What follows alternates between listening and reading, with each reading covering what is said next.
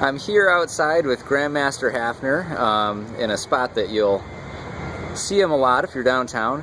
And sir, the question that I wanted to ask you was, people have been coming up to me saying, I see Grandmaster outside reading all the time.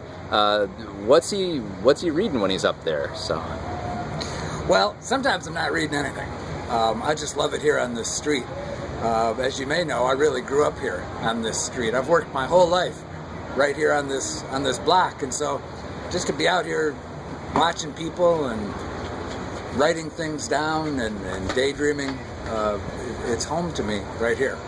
But I've got a couple things I've been reading. This is a book I'd recommend to parents around here. It's called The One World Schoolhouse. It's by a fella named Khan, and you might know him from his famous Khan teaching videos that you can find on the internet. Sort of a teaching tool for people who want to learn academic subjects.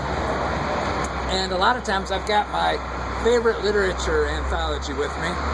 I'll show you something to show you how long I've had this book.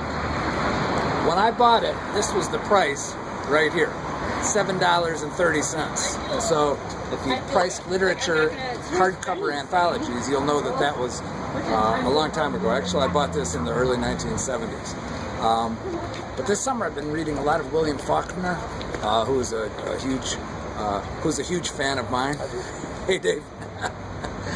Actually, I'm a huge fan of his. I don't know if he would have been a fan of mine or not. But I've also been spending time in one of my favorite poems that I always come back to. It's by my favorite poet, T.S. Eliot, and it's called The Wasteland.